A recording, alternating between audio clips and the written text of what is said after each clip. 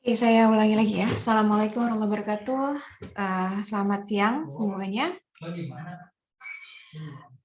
Oke, maaf saya baru record yang sekarang dan terima kasih sudah menunggu.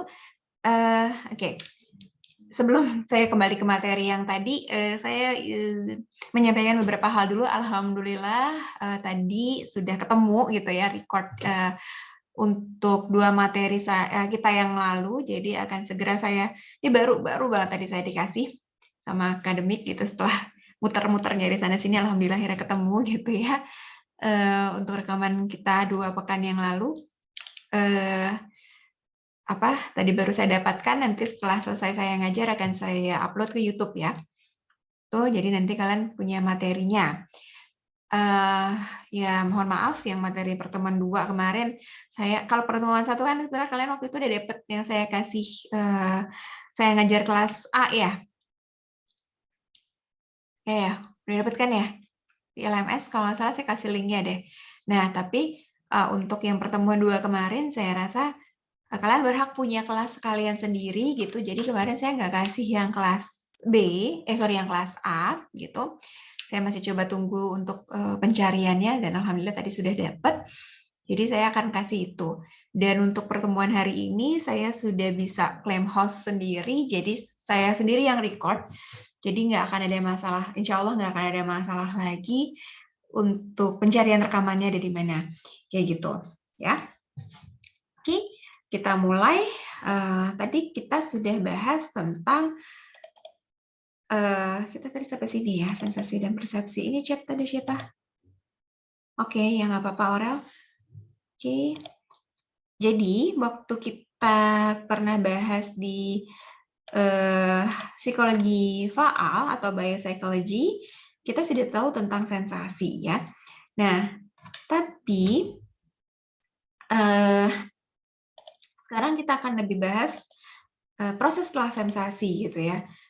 Karena walaupun tiap orang mendapatkan stimulus yang sama, misalnya kita sama-sama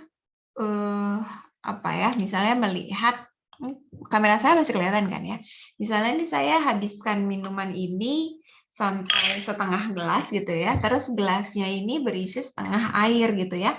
Nah, kalian mendapatkan stimulus yang sama yaitu berupa air setengah gelas, tapi kalian akan setiap dari kalian itu akan mungkin memiliki persepsi yang berbeda. Ada yang merasa bahwa kalau ditanya itu gelasnya isi airnya gimana, ada yang bilang setengah isi, ada yang bilang setengah kosong. Setengah isi dan setengah kosong itu berbeda kan, padahal stimulusnya sama.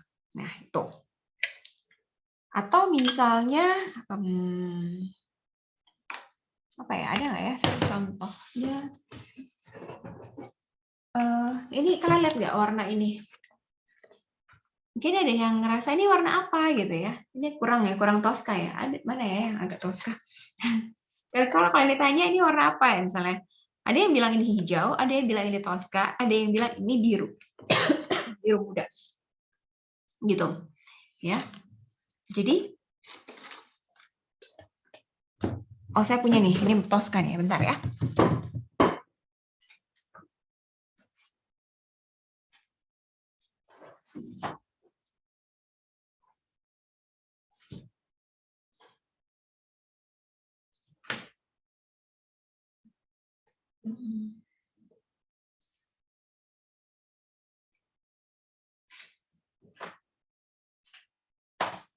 Ini kelihatan nggak di kamera? Kelihatan, Mbak. Ya. Kelihatan, Mbak. Nah, ini lebih Tosca ya. Ini kan maksudnya ini warnanya apa gitu. Ada yang mungkin bilang biru Mbak gitu, ada yang bilang hijau Mbak gitu, ada yang bilang Tosca gitu ya. Nah, beda-beda kan? Kenapa bisa beda-beda? Tuh. Karena padahal kan stimulusnya sama, sensasinya sama gitu. Proses sensasinya sama, kalian mendapatkan stimulus yang sama diolah oleh indera penglihatan kalian ya, dan pusat dan saraf penglihatan ya gitu. Terus begitu saraf penglihatan itu sudah sudah mendapatkan informasi dari indera penglihatan, terus dia olah ini gini gitu ya, terus dia kembalikan dia untuk diberikan makna gitu di sistem kognitifnya, sehingga kita berdasarkan dan ketika proses pemberian makna itu ternyata bukan cuman dari si stimulusnya, tapi dari berbagai hal lain yang salah satunya adalah lingkungan, pengalaman, kayak gitu ya, yang membuat kita akhirnya memiliki pemahaman atau makna yang berbeda-beda dari stimulus tersebut, gitu. Nah, makna yang berbeda-beda itulah ya, proses pemberian makna itulah yang disebut dengan persepsi. Gitu. Jadi bisa kita simpulkan, apalagi tadi saya nanya gitu ya, udah pernah kenalan sama sensasi sebelumnya belum gitu ya? Oke, tadi kalian jawab ada di psikologi umum 1, ada di biopsikologi gitu. Nah, khususnya di biopsikologi berarti proses sensasi adalah proses fisiologis atau proses biologis. Ya, sementara persepsi adalah proses psikologis. Kita memiliki pemahaman yang berbeda, ya, karena ada pengaruh dari lingkungan, karena pengaruh dari pengalaman, ya. Kalau misalnya kalian itu nggak pernah dengar istilah warna Tosca, kalian nggak tahu apa sih Tosca. Terus atau menurut kalian itu cenderung biru gitu ya, tapi mungkin yang lain itu cenderung hijau gitu ya. Atau bahkan budaya, kemarin sempat saya sebutkan ya, saya agak suka kebolak-balik nih. Kalau orang Jawa ngomong gunung tuh warna biru, orang Sunda ngomong warna hijau ya. Apa kebalik kayak gitu ya? Pokoknya berbeda karena itu juga dipengaruhi oleh budaya, gitu. Ya, oke. Kalau sensasi akan relatif sama di setiap orang kecuali ada gangguan pada indera penglihatannya atau ada gangguan pada sistem sarafnya. Misalnya orang yang buta warna, itu ada gangguan di indera penglihatannya kan? Jadi ya dia nggak akan lihat itu mungkin sebagai warna biru atau warna hijau atau warna toska. Kalau dia buta warna total ya mungkin dia cuma bisa lihat itu adalah gelap atau terang, hitam atau putih, gitu. Ya. Atau waktu kita belajar di biopsikologi ada banyak ya gangguan-gangguan indera gitu ya, gangguan penglihatan yang mungkin juga karena sistem sarafnya yang bermasalah gitu ya. Nah, kayak gitu. Tapi kalau tidak ada gangguan-gangguan tersebut, semua individu mengalami sensasi yang sama. Tapi persepsinya berbeda tergantung dari pengalaman dia, budaya dia, lingkungan dia, gitu. Ya, oke. Paham di sini? Kita lanjut ya. Nah, ini kalau dari sisi gambarnya, masuknya stimulus tersebut baik cahaya, suara, aroma ya dan lain-lainnya ya, itu ke sistem indera ya, mata, telinga, hidung dan lain-lain gitu ya, sistem indera. Lalu stimulus tersebut dari sistem indera itu kan resepsionis ya, cuman menerima aja gitu. Dia akan menyampaikan informasi tersebut ke sistem saraf pusat sesuai dengan bagiannya masing-masing bertanggung jawab beda-beda kan. Kemarin tadi saya juga sebutkan lobus oksipital untuk pusat penglihatan, lobus temporal untuk pusat pendengaran, lobus parietal untuk pusat penciuman, kayak gitu-gitu ya. Nah, lalu diolah di situ ya. Sampai sini sampai masuknya ke lobus-lobus masing-masing itulah proses sensasi. Begitu pengolahannya hingga diberikan makna dengan adanya memori sebelumnya mengenai hal tersebut. Memori itu tadi yang saya bilang pengalaman, dari pengaruh budaya, dari pengaruh lingkungan, dari pengaruh bahasa, ya gitu-gitu ya. Pengolahan itu sehingga kita memahami informasi tersebut menjadi suatu hal, itu adalah proses persepsi. Oke? Jadi bisa ya menjelaskan bagian ini? Kalau kalian ada pertanyaan, langsung aja ya, saya lanjut. Nah, oke. Ini sempat viral beberapa tahun yang lalu ya. Kira-kira warnanya apa?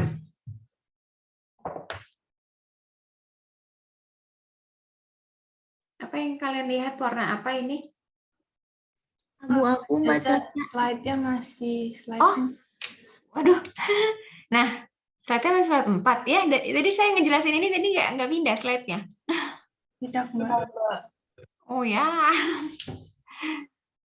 Tadi bilang. Oke. Nih. Tadi ini ya, ini gambarnya ya. Jadi stimulusnya ini masuk ke sistem penglihatannya, sistem indranya gitu. Terus dari indera itu masuk ke bagian sistem saraf pusat yang bertanggung jawab untuk masing-masing indera.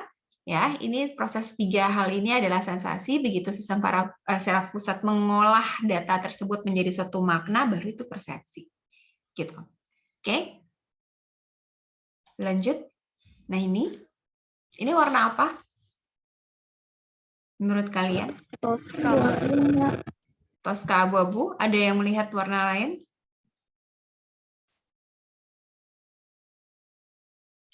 Sempat viral nih. Ya. Ada yang lihatnya jadi pink putih gitu ya. Nah, gitu. Nah, itu tergantung persepsi sebetulnya, ya. Nah, beberapa tahun sebelumnya yang viral itu warna gaun. Ada yang bilang warnanya biru hitam, ada yang bilang warnanya emas putih. Kalian udah tahu belum ya? Kalian sempat tahu nggak itu? Kalian masih SMP, SMA waktu itu? Ya, bentar.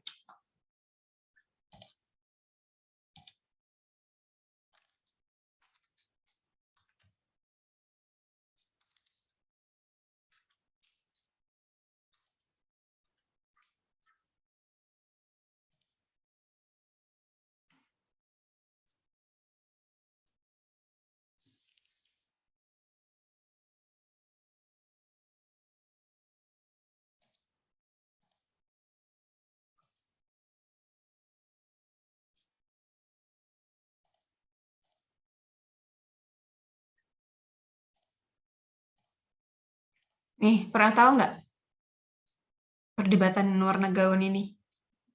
Pernah, Mbak. Ya. Nah, ini kan sempat viral ini ya. Terus ini tahun berapa ya? 2016 kalau nggak salah ya, atau 2015 sekitar itu ya. Nah, terus berikutnya adalah perdebatan warna sepatu gitu.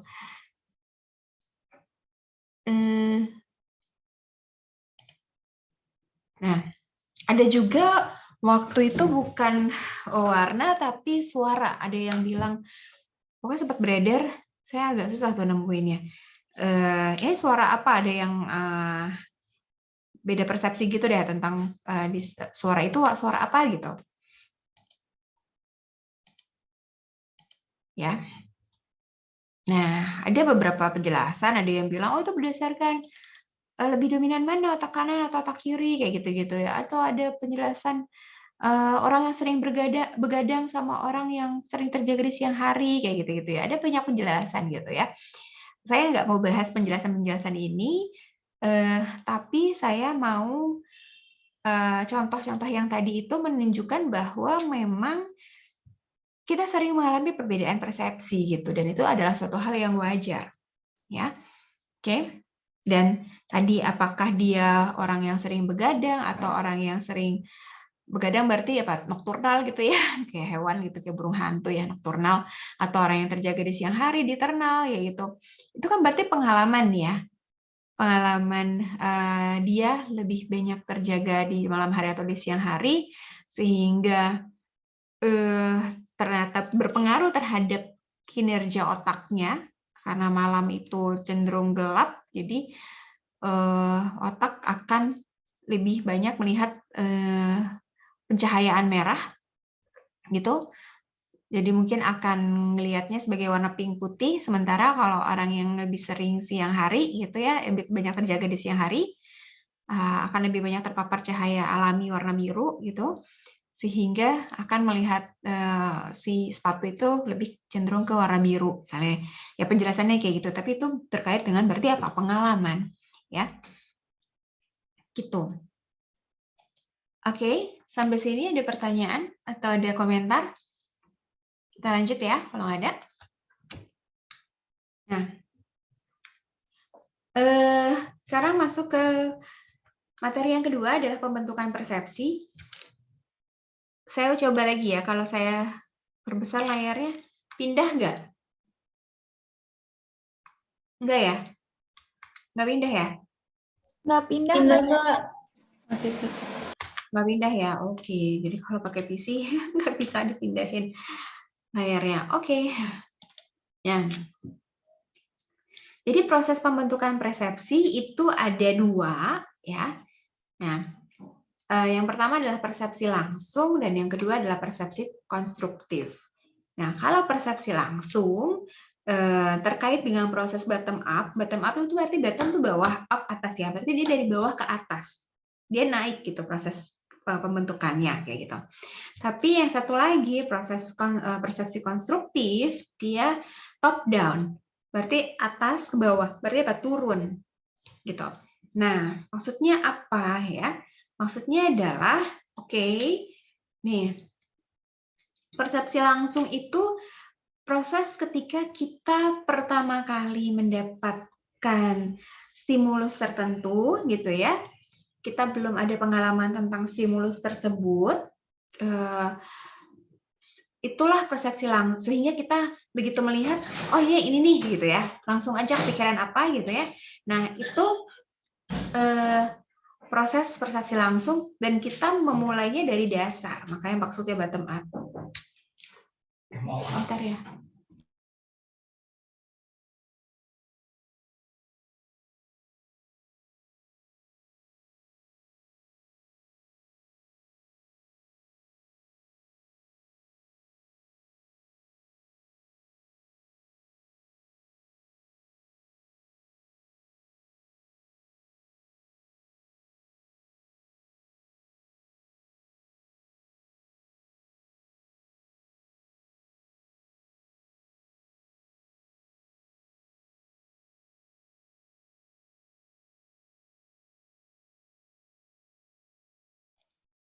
Coba kalian pahami ini dulu ya.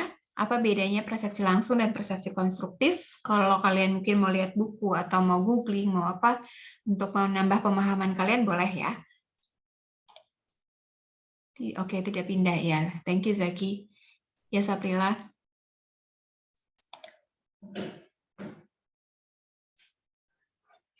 Nah,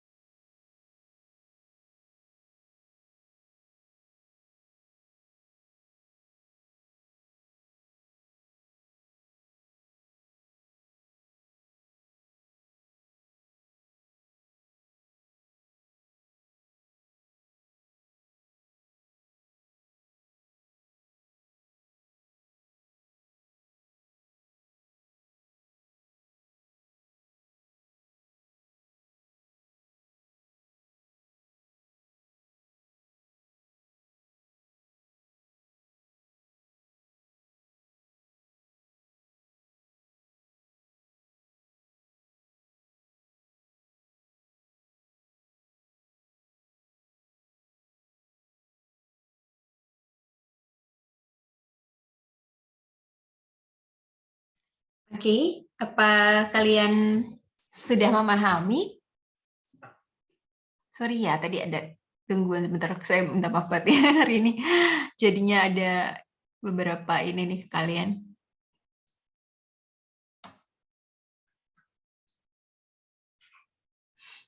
Nah, coba ya, kalau misalkan masih bingung, mungkin saya akan tambahin bingung. Nah, supaya kalian lebih paham gitu ya. Kan sedang membentuk skema ya, kalau pakai teorinya Piaget. Nah, kalau pakai teori ini, kalian sedang terjadi proses persepsi nih, gitu kan. Lihat gambar ini, gambar apa?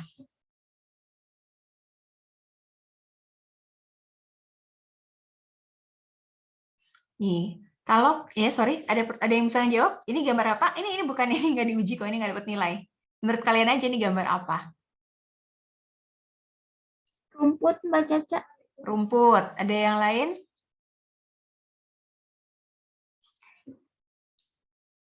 Nah, kalau kalian misalnya menjawab misalnya nih ya, ini nggak jelas Mbak gambar apa, titik-titik doang gitu ya, abstrak, bener-bener apa sih bentuk-bentuk nggak jelas hitam gitu kan, terus ada di layar putih gitu ya. Nah, ada lagi mungkin yang tadi Aura ya jawab ya, rumput, atau mungkin ada yang jawab batu-batuan Mbak, ada yang jawab bayangan pohon Mbak, kayak gitu ya, bukit kayak gitu-gitu. Nah, untuk yang jawab titik-titik hitam gitu, bercak-bercak hitam di latar belakang putih, nah itu terjadi proses bottom up. Kalian tidak punya pengalaman sebelumnya tentang gambar ini, kalian nggak tahu ini apa gitu ya. Ini kalian benar-benar memproses dari dasar gitu. Ini persepsi langsung. Ketika kita pertama kali mendapatkan suatu stimulus, belum pernah ada pengalaman sebelumnya, kita baru pertama kali ngolah gitu ya, otak kita baru pertama kali ngolah itu proses persepsi langsung. Ya. Nah, dari dasar. Terus kita coba naikin ke atas gitu ya, bottom up gitu kan. Nah, ya itu bercak-bercak hitam gitu ya. Pola-pola apa pattern gitu ya. Pola-pola hitam gitu di yang area putih kayak gitu-gitu ya. Nah, tapi kalau yang jawab gambar rumput, gambar batu-batuan, tadi pohon, ya gitu-gitu ya, bukit, mungkin ada yang kayak gitu-gitu. Nah, itu berarti terjadi proses top down processing, persepsi konstruktif. Persepsi yang sebelumnya sudah pernah ada, ya, sudah punya pengalaman dari sebelumnya, melihat gambar yang mirip dengan kayak gini, sehingga merasa bahwa oh itu bayangan pohon, oh itu batu-batuan gitu ya. Karena punya pengalaman sebelumnya pernah ngelihat hal yang serupa. Gitu. Berdasarkan pengalaman atau pengetahuan yang sebelumnya udah kita pernah punya, berarti top gitu ya, dari udah terbentuk nih. Gitu. Terus kita berusaha down ke yang lihat sekarang, ke realita yang kita lihat sekarang. Gitu ya, jadinya kalau pengetahuan konstruktif itu persepsi konstruktif itu adalah persepsi yang terbentuk bukan hanya dari sensasi yang kita alami sekarang, tapi juga berdasarkan pengetahuan yang sebelumnya sudah kita miliki. Gitu. Bisa dipahami? Bisa, Mbak Caca. Bisa, Mbak. Ya. Nah, saya kasih contoh lagi, ya. Ketika kita mempelajari misalnya huruf baru gitu ya. Kita belajar huruf, misalkan kalian lagi belajar bahasa Korea gitu ya, lagi belajar huruf Korea apa Hangul ya, gitu. Nah, itu kan baru pertama kali kenal ya. Nah, kita lihat persatu bentuknya, garisnya, lekukannya gitu. Nah, itulah proses bottom up, persepsi langsung. Kita mengenali bagian, misalnya kita ngelihat huruf A nih, huruf A terbentuk dari huruf A besar 3 garis. 2 garis miring bertemu ke tengah atas gitu ya, dari bawah miring ke atas ketemu sudutnya di atas. Lalu di antara kedua garis miring itu ada satu garis yang menjembatani kedua garis miring tersebut. Gitu. Nah, ketika kita memproses, otak kita memproses bagian-bagian huruf A itu sampai akhirnya kita mengenali bahwa kalau nanti ada bentuk yang seperti ini lagi, ini adalah, ketika kita pertama kali memproses garis-garis tersebut menjadi huruf A, itulah proses persepsi langsung atau bottom up processing. Gitu. Ya. Pas kamu, makanya tadi saya menjelaskan kalau kamu belajar huruf baru dari bahasa baru yang bahasanya nggak menggunakan huruf Latin, misalnya huruf Korea gitu ya, Hangul, atau misalkan kalian belajar bahasa Jepang, belajar katakana, hiragana, atau bahkan belajar kanji gitu ya, atau mungkin belajar huruf Arab gitu ya, baru pertama kali nih belajar ngaji gitu ya, atau belajar huruf India gitu ya, belajar huruf Thailand, atau belajar apa lagi, bahasa huruf Jawa tuh apa namanya, kan beda ya. Nah itu kan pokoknya ketika mempelajari suatu hal yang baru gitu ya, belum ada pengalaman sebelumnya tentang itu, nah itu adalah persepsi langsung gitu. Oke. Berikutnya, persepsi konstruktif, atau di sini top-down processing, yang terjadi oleh top-down processing. Oke, kalian bisa baca nggak ini tulisannya apa?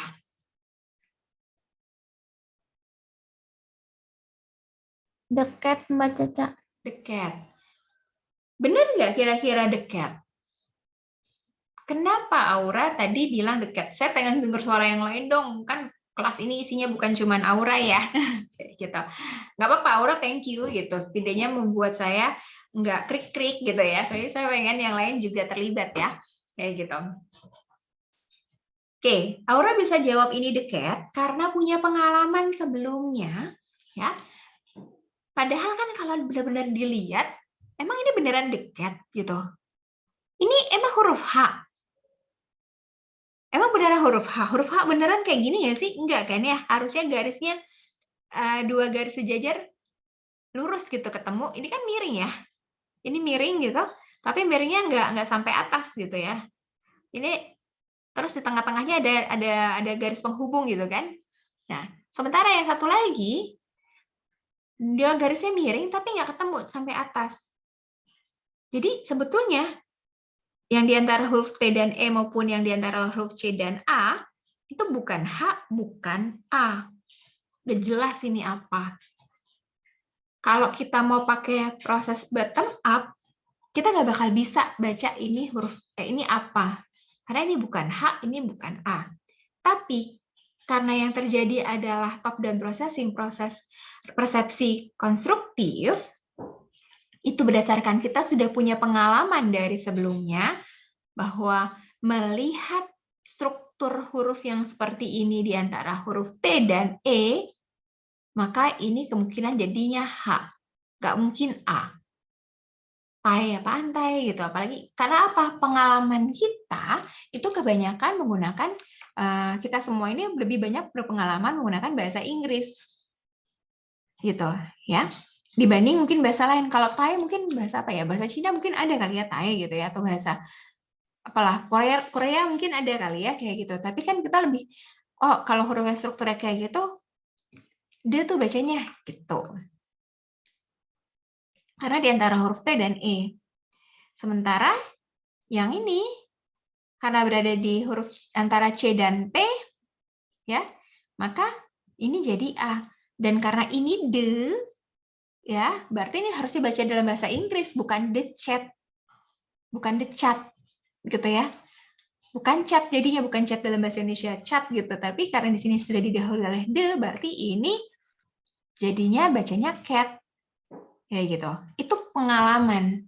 Kalau kita nggak punya pengalaman sebelumnya, bisa memahami bahasa Inggris gitu ya. Nah, itu nggak akan bisa memahami bahwa ini bacanya the cat, misalnya kayak gitu. Pengalaman tersebut itulah yang disebut pengalaman plus sensasi ketika membaca inilah itu yang disebut persepsi konstruktif, persepsi yang sudah dibangun. Karena dibangun oleh apa? Dibangun oleh pengalaman, oleh pembelajaran di masa lalu, oleh pengetahuan di masa lalu, bahkan untuk ekspektasi kita bahwa dari berdasarkan pengalaman itu, ini diekspektasikan dibaca sebagai the cat, gitu. Ya. Nah,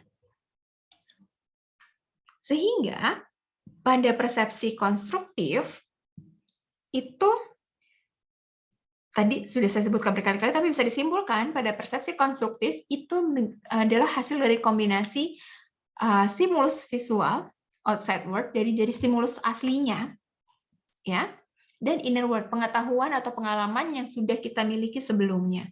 Tapi kalau persepsi langsung, yang inner world-nya nggak ada, yang pengetahuannya nggak ada, cuman yang stimulus visual saja, gitu.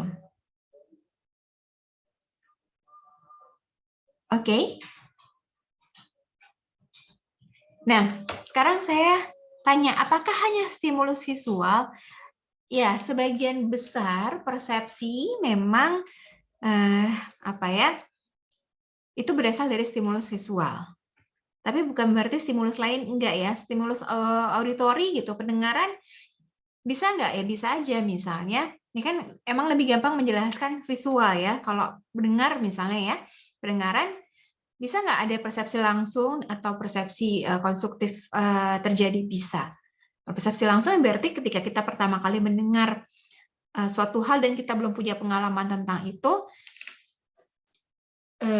misalnya apa ya, kamu didengerin alat musik yang belum pernah kamu tahu nih, ini alat musik namanya apa gitu ya, suara apa sih ini gitu, atau kalian pertama kali mendengar suara hewan yang belum pernah kalian tahu itu hewan apa gitu ya. Kedengeran aja suaranya, terus ini apaan sih bunyinya krok krok krok krok gitu misalnya kayak gitu ya. Nah, itu berarti pengalaman, itu berarti persepsi langsung. Tapi kalau kalian sudah punya pengalaman bahwa oh, itu suara kodok kayak gitu ya. Kalian udah pernah dengar suara sebelum itu sebelumnya, terus kalian dapat stimulus tersebut, oh berarti itu persepsi konstruktif gitu. Ya. Oke. Nah, jadi kayak gini ya gambarnya ya. Kira-kira kalau digambar, jadi outside word-nya apa, gitu yang kelihatan itu apa, terus dengan bentuk yang kayak gini, kalau udah punya pengalaman sebelumnya, udah tahu, ya udah dapat pengetahuan sebelumnya bahwa ini namanya tuh buku, gitu. Berarti ini adalah persepsi konstruktif. Tapi kalau persepsi langsung tadi, ya inner word-nya nggak ada ya. Jadi kalian masih nyusun nih membentuk persepsi, gitu ya, proses pembentukan persepsinya. Oke, ada pertanyaan sampai sini? Nggak ada? Belum ada, Mbak. Oke, saya lanjut ya. Kayaknya kita ngabisin Gestalt di teori-teori persepsinya kita pekan depan ya. Mudah-mudahan sih habis ya Gestaltnya ya. Oke.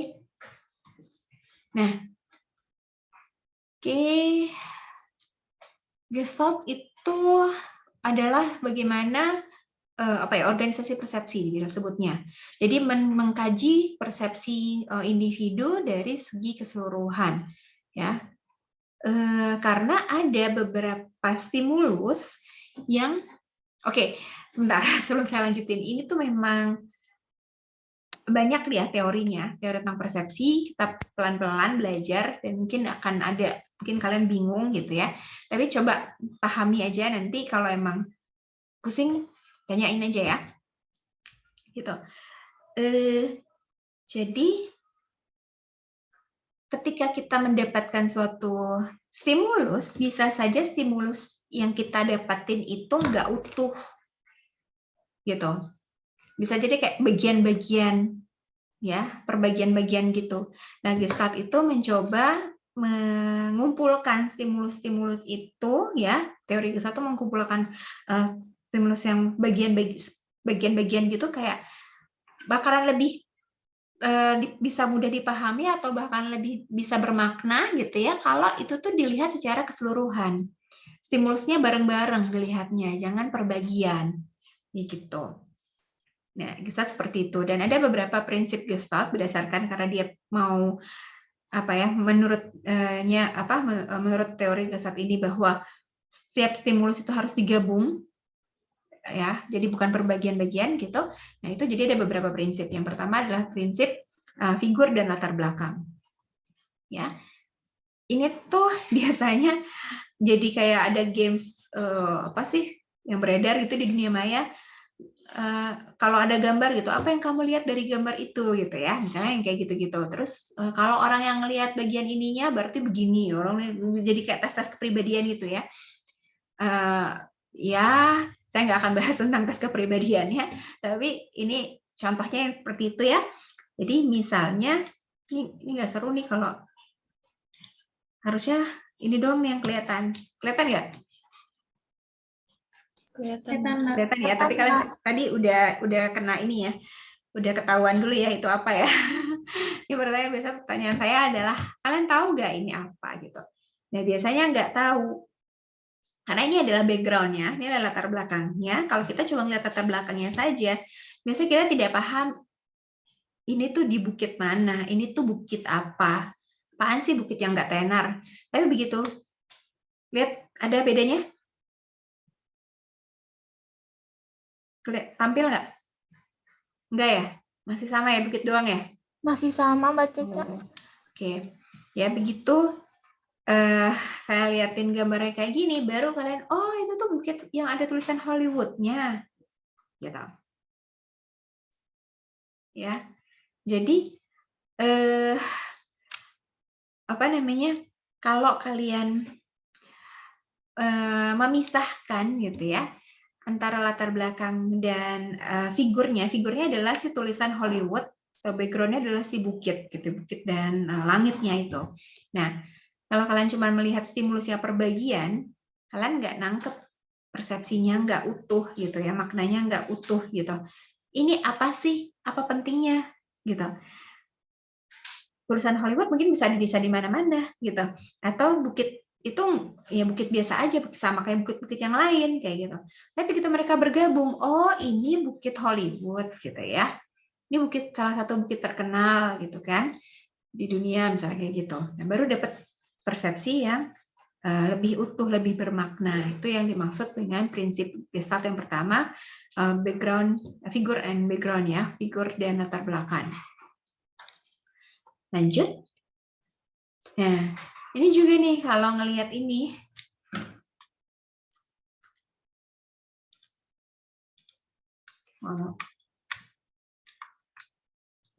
ya, kalau ngelihat ini latar belakang doang gitu ya, ya itu kayak matahari mau terbenam gitu ya. Kalau lihat figurnya doang itu gambar gelas gitu. Tapi kalau misalkan kita lihat, kita gabung, ih fotonya lucu ya, kok bisa ngepas sih, ya kan? Misalnya ya, seakan-akan mataharinya masuk ke dalam gelas kan, permaknaan kita akan berbeda. Gitu. Ya, saya kasih contoh. Sebentar, lain ya.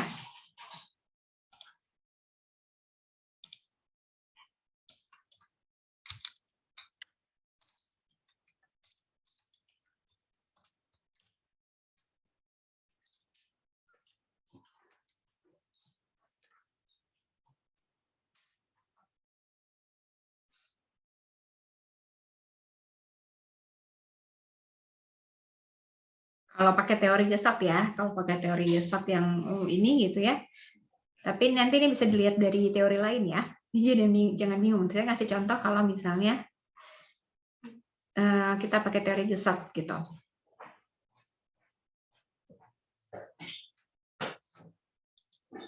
Misalnya ini deh.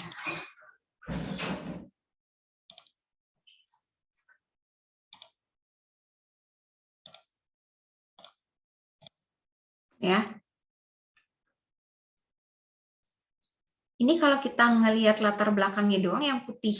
Tapi kalau kita ngelihat figurnya doang, si pohon, bayangan pohon hitam ini gitu kan ya.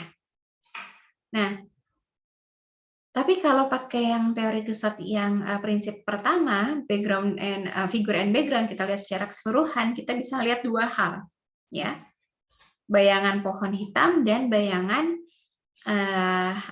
bentuk seperti ada orang utan dan singa ketemu, ya, gitu, kayak gitu kan, oke. Lanjut. Yang kedua, belum di share screen ya.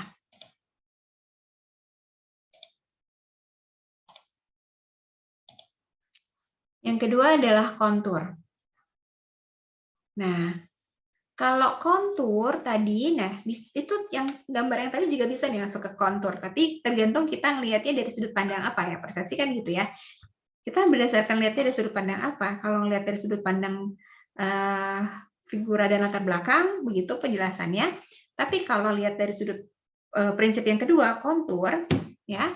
Jadi justru figura dan latar belakang itu dibatasi, ada pembatasnya. Kita nggak lihat secara keseluruhan, tapi berdasarkan pembatas itulah kita jadi mendapatkan persepsi yang baru, gitu.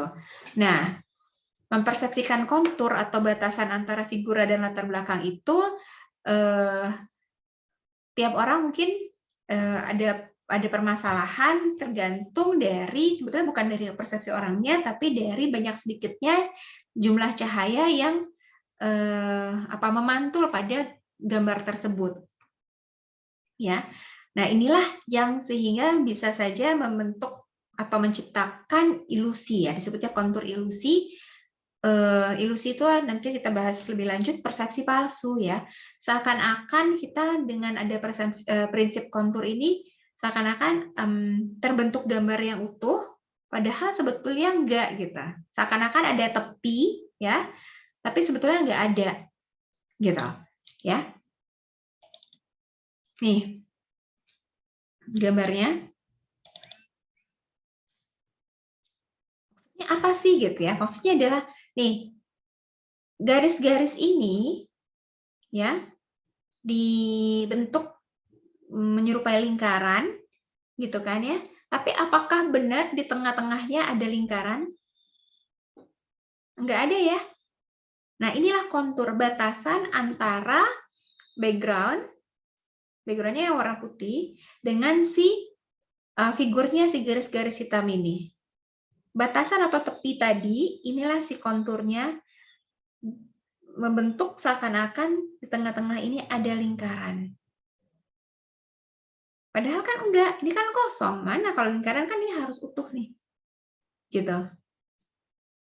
Ini juga.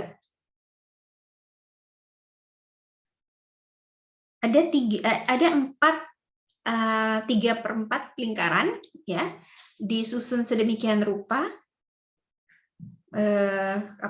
berlawanan atas bawah kanan kiri, gitu ya, sehingga membentuk tepi, ya, mendeteksi tepi yang seakan-akan ini membentuk bujur sangkar atau persegi. Padahal ini bujur sangkar enggak. Ini kita ngelihat kayak ada garis seakan-akan, ya. Padahal ini enggak ada garis loh. Itu prinsip keduanya Gestalt. Sama saja kalau misalnya kita seakan-akan melihat gambar yang tadi saya kasih, kalau dari prinsipnya yang kedua, yang ini, kalau kita mau melihat berdasarkan prinsip kontur tadi, kita seakan-akan melihat berdasarkan tepian si pohon ini, ya, bentuk cabang-cabang pohon, liukan-liukan ini tepinya, gitu kan, seakan-akan melihat, dan daun jatuh gitu ya, ini kan daun yang jatuh ya, seakan-akan kita melihat ini ada bentuk orang utan. Di sini kayak ada bentuk singa, gitu. Itu kalau kita ngelihat dari prinsip kontur.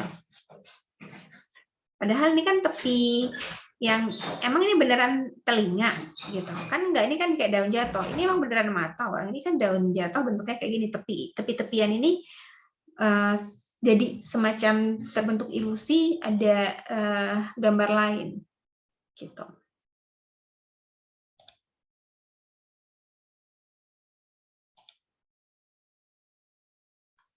Oke. Selanjutnya. Ya, oke, yang mau ke toilet ya. Selanjutnya.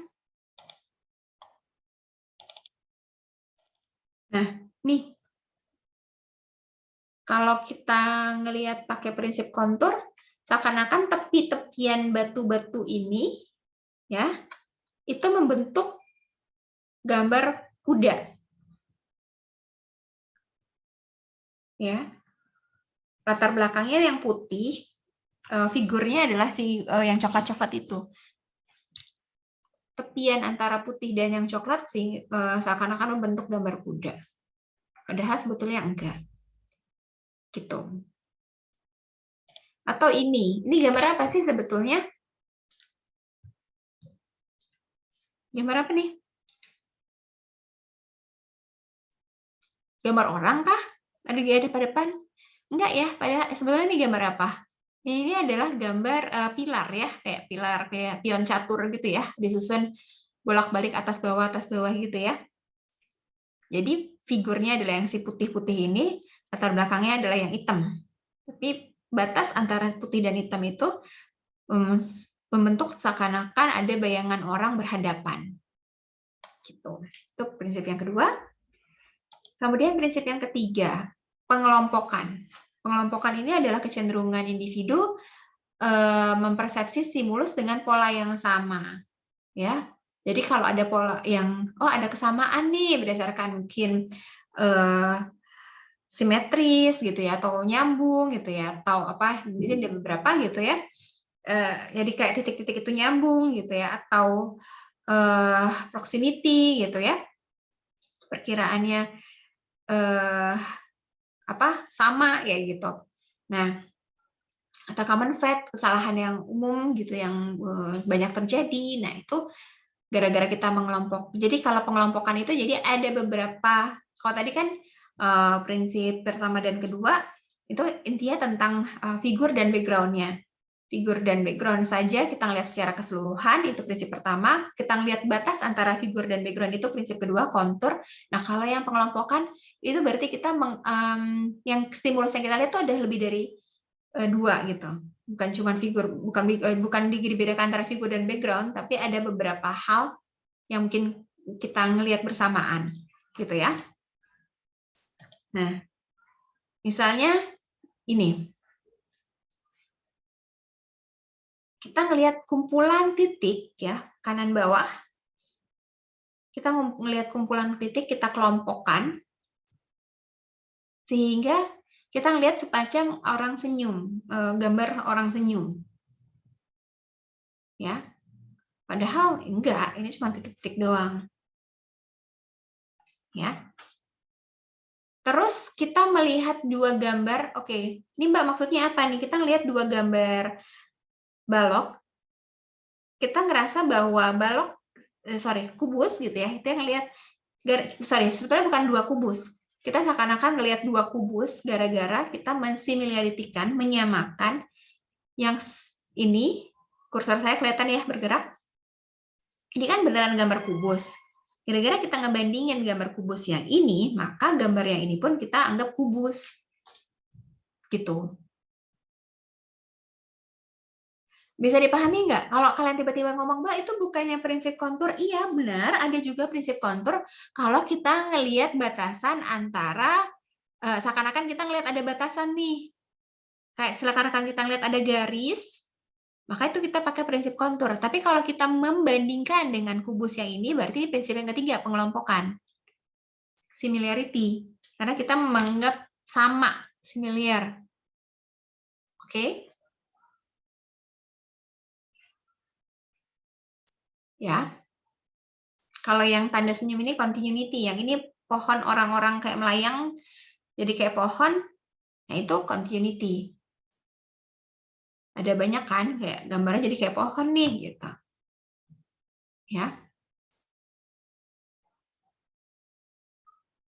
Ini apa nih kira-kira? Yang apa sih sudut-sudut tajam ini? Pakai prinsip yang mana kira-kira?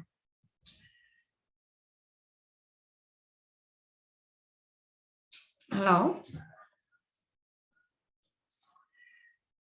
Bingung ya masih?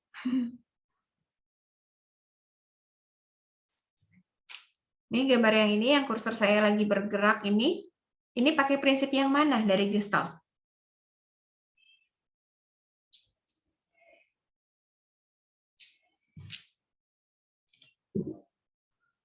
Ini izin-izin ke toilet semua, jangan-jangan pada izin ke toilet terus kayak nggak ada yang jawab nih. Ayo, itu prinsip apa kelas B?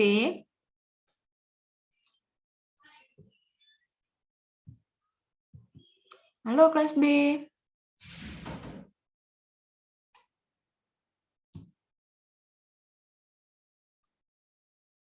Nggak apa-apa jawab, salah nggak apa-apa.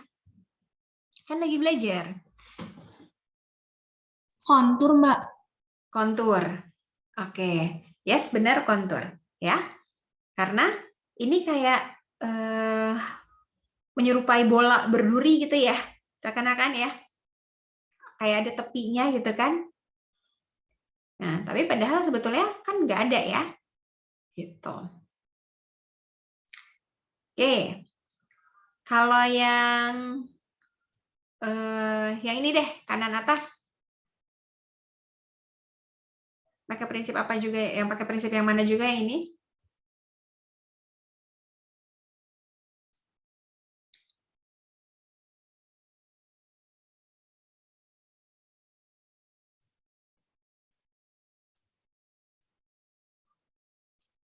Ayo jawab aja nggak apa-apa. Tadi pinter udah bisa jawab kontur tadi untuk yang gambar kayak bola berduri gitu, padahal kan bukan bola berduri ya itu. Kalau yang ini lihat nggak? Ngelihat gambarnya apa? Gambar apa yang kalian lihat itu? Gitu, Mbak. Saya gelas, kayak gelas gitu. Gelas, kayak wajah. Oke, yang kalau ngelihat gambarnya gelas berarti pakai prinsip apa? Yang pertama ya, figure and background ya, gitu. Nah, tapi kalau yang ngelihatnya gambar kayak dua muka, berarti pakai dia mengalami prinsip kedua dari Gestalt, kontur. Ya. Jadi tepian gelas ini seakan-akan membentuk wajah orang. Nggak ada yang salah dua-duanya. Makanya itu yang tadi saya bilang, persepsi tiap orang berbeda. Gitu.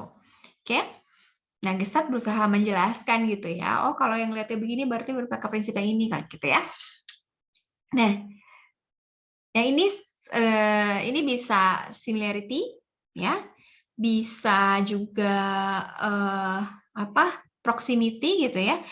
Ini kayak oh ini sama kayak lingkaran, padahal kan bukan lingkaran ya. Gara-gara kita ngeliatnya banyak banget lingkaran gitu, jadi ini ngerasa kita melihat ini lingkaran, padahal ini sebetulnya ada persegi ya, gitu. Ada apa nih layang-layang ya, bangun layang-layang ya kayak gini ya, kayak gitu. Bukan, belah ketupat ya, sorry belah ketupat, bangun ada belah ketupat ya, kayak gitu. Nah, terus ini yang belum saya ajarin, ini yang namanya common fate. Apa yang kalian lihat, gambar apa yang kalian lihat? Yang sebelah Ya, lukisan abstrak gitu, Mbak. lukisan abstrak. Kalau kalian lukisan abstrak berarti masih persepsi langsung ya. Oke. Tapi kalau yang Mbak kayak gambar nenek-nenek, Mbak kayak gambar perempuan muda kayak gitu ya. Nah, kalau udah ngelihat semacam ada gambar perempuan, ada yang nganggep ini nenek-nenek, ada yang nganggep ini perempuan muda gitu ya. Nah, itu berarti ya nggak apa-apa, itu berarti sudah ada pengalaman sebelumnya persepsi konstruktif, dan berdasarkan teori Gestalt ini termasuk yang common fate ya, pengelompokan yang common fate, kesalahan umum, kesalahan orang yang ngelihat gambar kayak gini sebagai gambar orang kayak gitu ya. Yang kiri atas juga nih, ini kan sebetulnya abstrak ya, persepsi langsung kita kan ini apa sih abstrak nih, tapi kalau ngelihat ini enggak ada muka orang nih Mbak, itu ada mata, nah itu berarti yang common fate gitu. Oke. Yang sebelah sini ini similarity ya, nganggap bahwa semua gambar apa sih simbol orang ini sama. Padahal ini yang di bawah nomor 4 dari kiri, ini warnanya berbeda. Ini warnanya lebih terang. Ya, sebetulnya nggak sama. Yang ini kontur ya. Ini prinsip kontur. Oke. Ini gambar apa yang kalian lihat?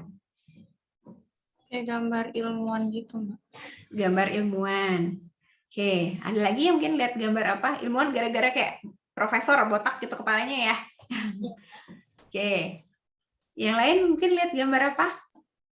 Satu lagi kayak gambar ada bapak-bapak sama ibu. Ada banyak, Mbak. Iya, ada bapak-bapak sama ibu-ibu ya.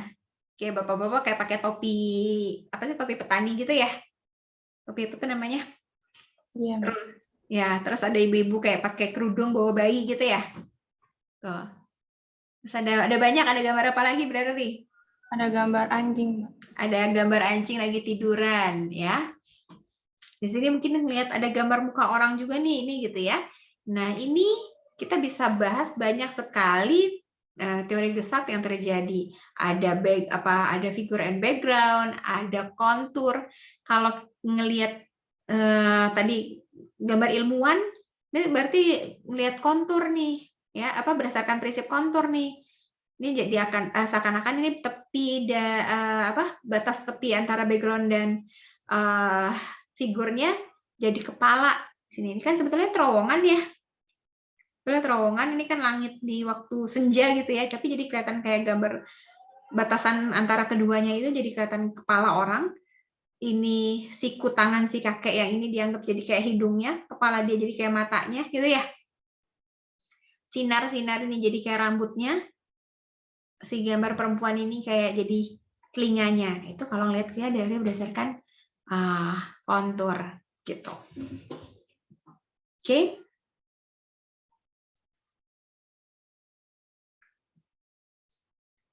Ada pertanyaan sampai sini?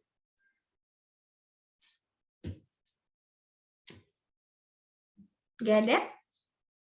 Mbak, maaf Yes. saya mau nanya. Jadi tuh prinsip Gestalt ada 2 apa lebih, Mbak? 3. 3 ya? Yang ketiga tadi Figur, latar belakang, kontur. figur dan latar belakang, Ya, satu. Kontur. Terus yang ketiga pengelompokan. Oh, pengelompokan. Ya, pengelompokan itu kalau kita ngelihat ada banyak nih, ada beberapa hal sekaligus, terus kita bandingin. Ini membandingkan, oh ini kayaknya nyambung nih. Nah, berarti prinsip pengelompokan yang continuity. Oh ini sama nih, itu berarti yang similarity. Ini yang kira-kira kayaknya bentuknya ini nih ya, mirip nih gitu ya. Itu berarti yang proximity. Ya. Ini kayaknya gambar orang nih, gitu. Itu yang common faith kayak gitu. Ya. Oke. Ada pertanyaan? Ya, ada pertanyaan selanjutnya? Nah, teori-teori persepsi ini nanti saya kirim dulu ya. Tadi kan udah mulai susah ya sebetulnya ya tadi, tapi thank you kalian nanya tuh saya senang, berarti ya pemahaman kalian oke sampai mana nih kayak gitu ya. Oke, berarti kalian konfirmasi benar enggak kayak gitu ya. Emang harus kayak gitu ya belajar. Nah, untuk teori persepsi ini ada beberapa. Ada yang pertama teori template matching, ini terus ada teori recognition by component theory, ada teori feature analysis, ada teori model teori feature analysis itu di dalamnya ada model prototype gitu ya. Ada word recognition ya. Nah, ada face recognition gitu. Nah, itu ada beberapa teori tentang persepsi. Itulah yang nanti beberapa dari teori itu bisa menjelaskan tentang kenapa kita bisa baca huruf alay gitu ya. Nah, dan agak mirip-mirip teorinya, agak susah gitu ya. Jadi ini kita akan bahas pekan depan, kalian baca-baca lagi dulu gitu. Nanti kita bahas gitu ya. Dan saya akan coba ambil alat gitu ya. Enaknya sih kita praktikum, tapi mungkin praktikumnya sekalian gitu ya, gabung beberapa alat. Nah, itu biar kalian lebih memahami tentang persepsi. Ya. Setelah itu nanti ada ilusi dan habituasi. Ya. Ini dua ya, kalian ilusi sebetulnya ya materinya kelihatan banyak, tapi sebetulnya contoh gambar ya, contoh gambarnya yang banyak. Terus terakhir habituasi. Habituasi nggak banyak sih. Kita akan bahas pekan depan. Ada pertanyaan, ada komentar sampai saat ini?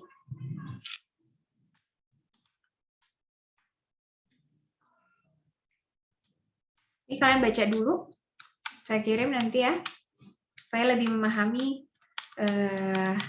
si persepsinya ketika kita bahas pekan depan yang teori persepsi ini lumayan banyak dan bikin pusing gitu. Memang persepsi saya bikin jadi 2 pertemuan, nanti atensi 1 pertemuan, nanti yang 2 pertemuan lagi memori, itu yang banyak materinya ya. Oke, kalau nggak ada, kita foto bareng dulu. Silahkan nyalain kameranya kalau mau nyalain kamera. Oke. Ya. Nah tuh kalau kita ngelihat kameranya Syauki, apa coba kalau mau dibahas nih? Tadi tuh gelap banget tuh ya tadi, jadi kayak di bagian atas kanan atasnya kayak ada apa tuh Ki? Lampu kah apa itu gitu ya, tadi kayak ada 2 bola gitu seakan-akan gitu ya, kepala kamu sama si, nah itu bisa dibahas tuh gitu, dan panjang lebar kalau bahas itu ya. Oke, siap ya? 1, 2 untuk slide pertama, 1, 2, 3. Oke, sebentar.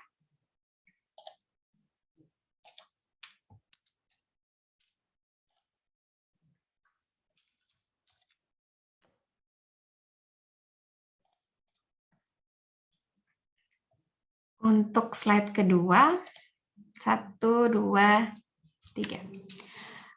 Oke, kalian tetap berusaha untuk masuk absen di LMS ya. Nanti saya akan berikan kesempatan sampai nanti malam jam 23 ya batasannya, karena kan 1 hari gitu ya. Kita bareng-bareng, tapi kalau ternyata masih nggak bisa, nggak apa-apa, lapor aja, karena yang penting itu sebetulnya dari SIAK. Saat ini masih kita sangat mengandalkan SIAK, karena sistem LMS-nya belum benar-benar stabil gitu. Materi juga kalau misalnya nggak berhasil mendapatkan dari LMS, kabarin saya aja, nanti saya juga kirim melalui WhatsApp. Kayak gitu ya. Selama nggak ada yang ngabarin di saya, berarti saya anggap kalian semua bisa mengambil atau mendapatkan materi di LMS. Berarti nggak ada masalah. Gitu. Oke? Bisa dipahami? Bisa Mbak Caca. Oke, terima kasih semuanya. Sehat-sehat. Mohon maaf untuk beberapa gangguan hari ini. Kita ketemu lagi pekan depan. Pekan depan belum puasa kan ya? Belum ya? Jadi maaf-maafan puasanya pekan depan aja ya. Gitu. Oke, terima kasih semuanya. Sehat-sehat. Assalamualaikum. Waalaikumsalam. Terima kasih Mbak. Waalaikumsalam, Ya. Mbak. Makasih. Hari ini akan saya kirim 3 YouTube ya berarti ya? Insya Allah ya. Oke. Iya, Mbak. Ya.